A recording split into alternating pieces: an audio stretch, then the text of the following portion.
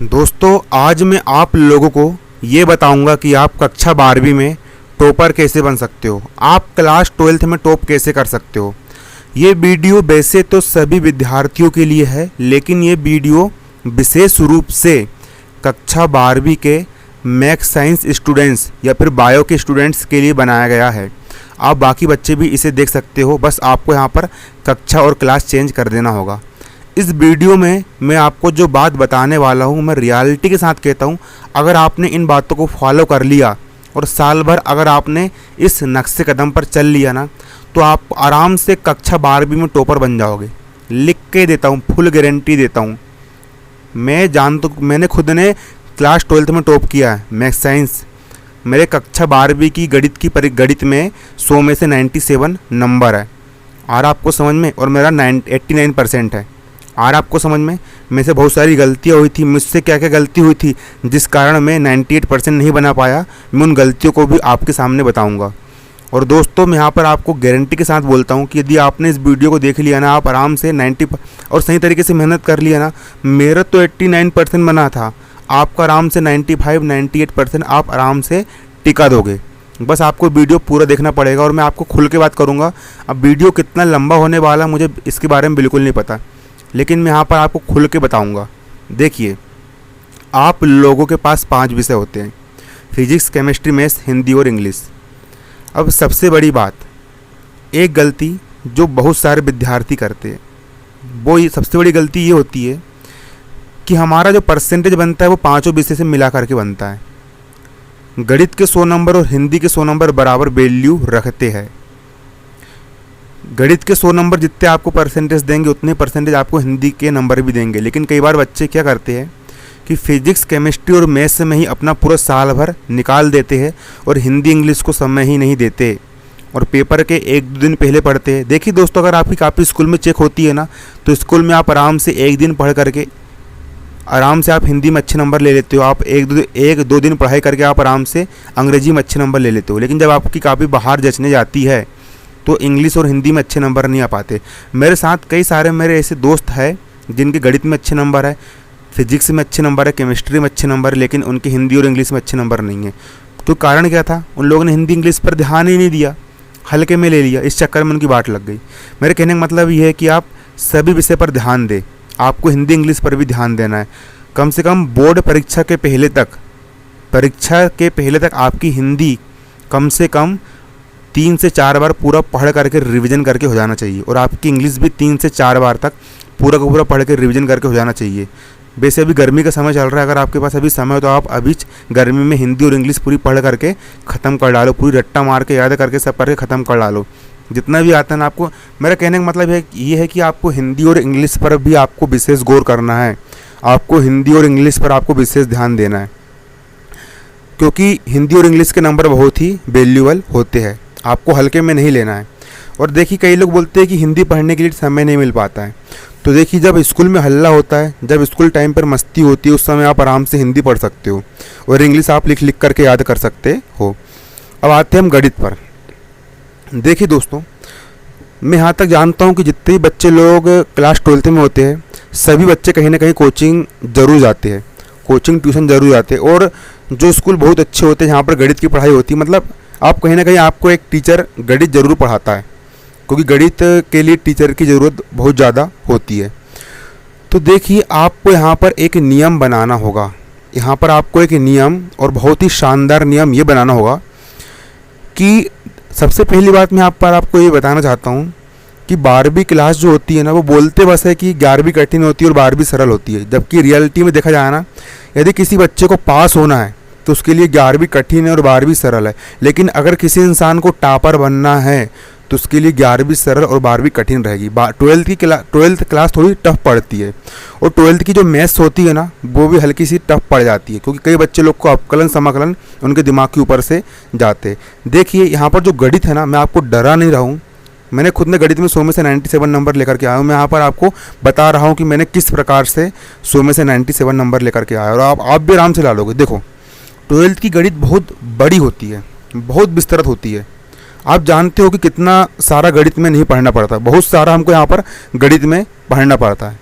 तो यहाँ पर आपको गणित में शुरू से एक रणनीति बना करके रखना है। और गणित की आपकी रणनीति ये कहती है कि जैसे ही आप कोचिंग जाओगे तो कोचिंग में आपको पूरे फोकस के साथ समझना है और घर आकर के रोज का काम रोज करना है। मेरा कहने का मतलब ये है कि अगर आज आपको आपके सर ने कोचिंग में 5 सवाल समझाए और 10 सवाल होमवर्क करने के लिए दिए, तो आपको घर आकर के उन पाँचों के पाँचों सवाल को तुरंत करके देखना है और एक एक सवाल को आपको 2-2 बार 3-3 बार करके देखना है। भले ही वो सवाल आपसे एक ही बार में बन जाए, लेकिन उसके बाद भी आपको उस सवाल को 2 बार 3 बार आपको करके देखना है। आपको गणित का प्रत्येक सवाल 2 से 3 बार करके देखना है, रट लेना सवाल बिल्कुल। जब आप एक बार करोगे तो आपको हल्की सी दिक्कत जाएगी, लेकिन आप जब 2-3 बार करोगे तो वो सवाल आपके दिमाग में रटा ही जाएगा, आपको याद ही हो जाएगा वो सवाल। आपको आंसर तक आप जितनी प्रैक्टिस करोगे ना, आपको एक कंडीशन ऐसी आएगी कि आपको सवाल बोलेंगे और आपको आपके मुंह से आप आंसर फेंकोगे। मेरे साथ ऐसी कंडीशन हो चुकी थी कि कोई भी न्यूटन की किताब कोई भी सवाल बोलता था, मैं उसके आंसर मुंह से बोल देता था। ऐसी कंडीशन बन जाती है। वो कब बनती है? जब आप बार बार रिवीजन करोगे, जब आप बार बार अभ्यास करोगे, तब जाकर के ऐसी कंडीशन बन पाती है, वैसे ही नहीं बनती है। आपको गणित में ये रणनीति आराम से अपनाना है कि मुझे कुछ भी करके बस डेली की गणित डेली करना है। और जितना गणित में आपको करवाएगा ना, आपको डेली की गणित डेली ही करना है, रोज की गणित रोज करना है। गणित करने में आपको कंजूसी नहीं करना, आपको गणित बिल्कुल ध्यान से करना है, पूरे फोकस के साथ आपको यहाँ पर गणित करना है। आपको बस रोज की गणित रोज करना। और अगर आपको आज 10 सवाल करने को दिए गए हैं ना, तो आपको 10 के 10 सवाल आज तुरंत ही कर डालने। अब गणित कहाँ करोगे? गणित देखो, आप स्कूल में आराम से गणित कर सकते हो। मैं यहाँ पर आपको बताना चाहूँगा कि स्कूल में क्या है होता है कि पीरियड उतने ज़्यादा लगते नहीं थे, और जो खाली लगते, वैसे पीरियड तो लगते थे, लेकिन जो खाली समय होता था ना, खाली समय बहुत मिलता था। खाना खाने की छुट्टी हो गई, टॉयलेट की छुट्टी हो गई, और लास्ट में 2-3 पीरियड खाली मिल जाते थे। तो आपको करना कुछ नहीं है। स्कूल में जिस समय हल्ला होता है और जिस समय सब लोग मस्ती करते हैं ना, उस समय आपको तुरंत किताब खोलना है और गणित करने के लिए भिड़ जाना है। मैं आपको बताना चाहता हूँ कि मैंने घर पर एक बूंद गणित नहीं करा। मैंने पूरी की पूरी गणित सिर्फ और सिर्फ स्कूल में निपटाया हूँ। स्कूल में मैं गणित के लिए आराम से 3 से 4 घंटे निकाल लेता था, और स्कूल में मैंने भाईबंदी और दोस्ती आदि से मैंने कम कर दिया था, क्योंकि 12वीं क्लास थी। मैंने पूरा ध्यान पढ़ाई में रखा, इसी कारण मेरा परसेंटेज बन पाया। अगर मैं मस्ती करता मेरा परसेंट नहीं बन पाता। इसलिए मैं समझ गया था कि 4 घंटे कोचिंग में निकल जाते हैं, 7 घंटे स्कूल जाना, तो मैंने स्कूल में पूरी की पूरी गणित करा था और आराम से 3 से 4 घंटे गणित में निकाल लेता था। कई बार स्कूल में मतलब कि स्कूल में मैंने वैसे गणित पूरा करा हूँ, और स्कूल में अच्छे से गणित करना, बस आपको डेली का डेली गणित करना है। और जितना होमवर्क आप, और स्कूल में अगर गणित करके नहीं हो पा रहे, फिर आप घर पे अलग से, घर पे कम से कम 1 से 2 घंटे आपको पर्टिकुलर गणित के लिए निकालना है। वो समय आपको कुछ भी हो सकता है, या तो आप तुरंत स्कूल से आने के बाद आप गणित कर सकते हो, या फिर आप सुबह उठ के कर सकते हो, आपको जब समय, लेकिन आपको कम से कम 1 से 2 घंटे आपको डेली गणित को देना ही पड़ेगा।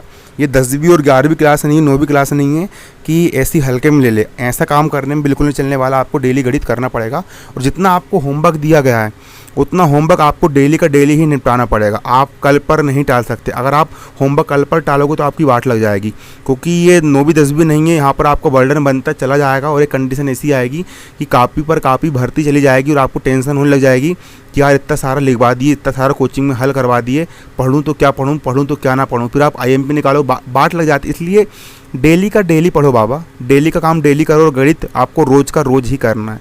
गणित में आपको कसर नहीं छोड़ना है। आ रहा ना आपको समझ में? आपको रोज़ की गणित रोज़ करना है, रोज़ की गणित आपको रोज़ करना है। आ रहा आपको समझ में? बस आपको ये रणनीति बना करके ही रखना है। क्लियर? अब आते हैं, और गणित में सबसे बड़ी बात कि गणित में आपको शॉर्ट नोट्स बनाना है यहाँ पर आपको, और गणित को आपको समझ करके करना है। ये आप डेली का काम डेली करोगे ना। और सबसे बड़ी बात कि यहाँ पर आपको गणित का रिवीजन भी करना है। और रिवीजन कैसे करना है, मैंने देखो किस प्रकार से रिवीजन किया था, मैं यहाँ पर आपको आज खुल के बताऊँगा। मैं इस प्रकार से रिवीजन करता था कि सबसे पहले मैं क्या करता था, आज जितना गणित में करवाया है मैं उतना आकर के तुरंत रिवीजन करता था। मैं एक सवाल को 2 बार करके देखता था, 2 से 3 बार करके देखता था। जो सवाल सरल है उनको भी करता था, और जो सवाल कठिन है उनको भी करके देखता था। और जब मेरा आज की गणित पढ़ करके ख़त्म हो जाती थी, जैसे कि आज मान चलो सर ने 15 सवाल करवाए, और जब मेरे आज 15 सवाल गणित के कंप्लीट करके हो जाते थे, तो मैं क्या करता था कि जो गणित सर ने कल करवाए थे, जो गणित सर ने कल पढ़ाए थे, उसको फिर मैं आज रिवीजन करता। मतलब कि सबसे पहले जो आज का होमवर्क है उसको हमने कंप्लीट करे, उसके बाद जो हमने कल पढ़े थे उसको उसके बाद में हल्का सा रिवीजन करना है। मतलब कि कल आपने जो सवाल, सबसे पहले आज जो सवाल सर ने करवाया है उसको करो, उसके बाद समय बचता है तो जो सवाल आपने कल करे थे आपको उसका रिवीजन करना है। इस प्रकार से आप गणित का रिवीजन करना है। और जो संडे का दिन होता है, फिर जो छुट्टी वाला दिन होता है, उस छुट्टी वाले दिन में आपको क्या करना है, उस छुट्टी वाले दिन आपको पूरी की पूरी गणित रिवीजन मारना। जितना आपने हफ्ते भर में पढ़े हो ना, उतनी पूरी की पूरी गणित आपको यहाँ पर रिवाइज करना है। ये रणनीति होती है। अब बात करूँगा मैं किस चीज़ की, फिजिक्स की। देखिए, फिजिक्स एक बहुत ही सरल विषय है। जो भौतिक शास्त्र होता है हमारा, जो फिजिक्स होता है, फिजिक्स बहुत सरल है। फिजिक्स में भी आपको यही रणनीति अपनाना है। फिजिक्स में अंतर इतना होता है कि बस हमको थ्योरिकल होता है और व्यंजक होते हैं और न्यूमेरिकल क्वेश्चन होते हैं। यहाँ पर सबसे पहले मैं बात करूँगा व्यंजक की। तो देखिए, जो फिजिक्स होती है ना, फिजिक्स के जो व्यंजक होते हैं, जब आप फिजिक्स की कोचिंग जाओगे या जब आपका फिजिक्स का पीरियड लगेगा, तो उस फिजिक्स के पीरियड में ना सबसे पहले तो आप अपने दोस्त लोग को बिल्कुल बोल देना कि भाई हल्ला बिल्कुल करने को होना नहीं। आपको पूरा दिमाग, पूरा फोकस और पूरा कॉन्सेंट्रेशन के साथ आपको अपना पूरा दिमाग, आपको अपना पूरा फोकस और आपको अपना पूरा कॉन्सेंट्रेशन के साथ पूरा दिमाग, पूरी बुद्धि, पूरी एनर्जी आपको समझने पर लगाना है कि यहाँ पर ये आया तो कैसे आया, प्रकाश का परावर्तन हो रहा तो कैसे हो रहा है, लेंस रखे तो क्यों रखे है। आपको पूरे फोकस के साथ समझना है और धीरे धीरे आपकी कंडीशन ऐसी बन जाएगी कि आराम से आपको पूरी की पूरी फिजिक्स समझ में आने लगेगी। और 12th क्लास में व्यंजक थोड़े बड़े होते हैं, इसीलिए कोचिंग स्कूल में एक दिन में कम से कम 2 व्यंजक होते हैं और ज़्यादा से ज़्यादा 3 व्यंजक हो पाते हैं। और आपको समझ में, तो यहाँ पर आपको देखो, फिजिक्स में व्यंजक भूल जाते हैं और टाइम पर याद नहीं आते। इसीलिए आपको सबसे पहले यहाँ पर एक काम ये करना है कि आपको पूरा का पूरा फोकस और पूरा का पूरा ध्यान आपको यहाँ पर समझने पर रखना है। फिजिक्स के एक एक व्यंजक को पूरे ध्यान, पूरे फोकस और पूरे कॉन्सेंट्रेशन के साथ यहाँ पर आपको समझना है। मतलब कि सर के मुंह से निकला हुआ एक एक शब्द सीधे आपकी खोपड़ी में जाना चाहिए। इस प्रकार से आपको फिजिक्स के व्यंजक को समझना है कि कहाँ से ये वाली स्टेप आई तो क्यों आई, कूलाम का नियम क्या होता है, ये सब जितने भी जो नियम है ना, विद्युत आवेश, विद्युत मात्रक, जो कुछ भी है, प्रकाश परावर्तन, जितने भी आपके जो मतलब गेट है, लॉजिक गेट, ये सब बिल्कुल एक एक चीज़ आपको बारीकी समझना है। और समझने के बाद जैसे आप घर आओगे तो व्यंजक आपको कैसे करना है, व्यंजक करने का मैं यहाँ पर आपको बहुत ही आसान तरीका बता रहा हूँ। इस तरीके से अगर तुमने व्यंजक तैयार कर लिए तो आराम से तुम फिजिक्स में टॉप कर जाओगे, फिजिक्स में टॉपर बन जाओगे। देखो, सबसे पहले व्यंजक को पूरे बारीकी से आपको समझना है और जिस दिन आपको आपके सर ने व्यंजक करवाया, आपको व्यंजक की प्रैक्टिस उस दिन करना है, भले ही व्यंजक कितना ही सरल क्यों ना हो। आपको क्या करना है, आपको घर आना है और घर आकर के आपको एक रफ कॉपी निकालना है और उस रफ कॉपी को और एक पेन निकालना है और आपने जिस कॉपी में व्यंजक को लिखा था, आपकी फेयर कॉपी, उस फेयर कॉपी में सबसे पहले आप उस व्यंजक को पढ़े। सबसे पहले प्रश्न को कम से कम 4 से 5 बार पढ़े और प्रश्न को ऐसा पढ़े कि प्रश्न भी आपको याद हो जाए। उसके बाद उस व्यंजक की एक एक स्टेप कहाँ से आई उसको समझे। मौखिक समझना है, मतलब आंखों से देख करके आपको समझना है कि कहाँ से कौन सी स्टेप आ रही है और कहाँ से कौन सी स्टेप जा रही है।